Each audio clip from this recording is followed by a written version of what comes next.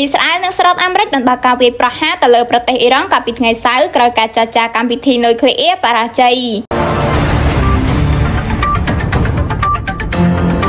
ប្រធានាធិបតីអាមេរិកលោក Donald Trump បានប្រកាសកាលពីថ្ងៃសៅរ៍ថាសហរដ្ឋអាមេរិកបានបើកការវាយប្រហារដ៏ធំមួយទៅលើប្រទេសអ៊ីរ៉ង់ខណៈដែលការផ្ទុះដ៏ធំបានបន្លឺឡើងនៅរដ្ឋធានីតេអ៊ីរ៉ង់ប្រទេសអ៊ីរ៉ង់ការវាយប្រហារនេះកើតឡើងស្របពេលដែលអ៊ីស្រាអែលក៏បានវាយប្រហារទៅលើអ៊ីរ៉ង់ផងដែរដោយមានសេចក្តីថ្លែងការណ៍ពីការផ្ទុះជាច្រើនកន្លែងនៅរដ្ឋធានីតេអ៊ីរ៉ង់ក្រោយមានការវាយប្រហារនេះសារព័ត៌មានរបស់អ៊ីរ៉ង់បានប្រកាសថាកងកម្លាំងប្រដាប់អាវុធអ៊ីរ៉ង់កំពុងត្រៀមខ្លួនដើម្បីសងសឹកទៅអ៊ីស្រាអែលវិញលោក Donald Trump បាននិយាយថាសហរដ្ឋអាមេរិកបានចាប់ផ្ដើមប្រតិបត្តិការប្រយុទ្ធដ៏សំខាន់នៅលើប្រទេសអ៊ីរ៉ង់ដោយលោកបានថ្លែងថាគោលបំណងរបស់យើងគឺដើម្បីការពារប្រជាជនអាមេរិកដែលលុបបំបាត់ការគំរាមកំហែងដែលខិតជិតមកដល់របស់របបមេដឹកនាំអ៊ីរ៉ង់ដែលជាក្រុមមនុស្សដ៏កាចសាហាវនិងគួរឲ្យខ្លាចរដ្ឋមន្ត្រីក្រសួងការពារជាតិអ៊ីស្រាអែលក៏បាននិយាយថាអ៊ីស្រាអែលបានចាប់ផ្ដើមការវាយប្រហារជាមុនប្រឆាំងនឹងអ៊ីរ៉ង់ដើម្បីលុបបំបាត់ការគំរាមកំហែងដល់រដ្ឋអ៊ីស្រាអែលមន្ត្រីការពារជាតិអ៊ីស្រាអែលម្នាក់ទៀតបានបន្ថែមថាប្រតិបត្តិការនេះត្រូវបានគ្រោងទុកអស់រយៈពេលជាច្រើនខែដោយសម្របសម្រួលជាមួយទីក្រុងវ៉ាស៊ីនតោន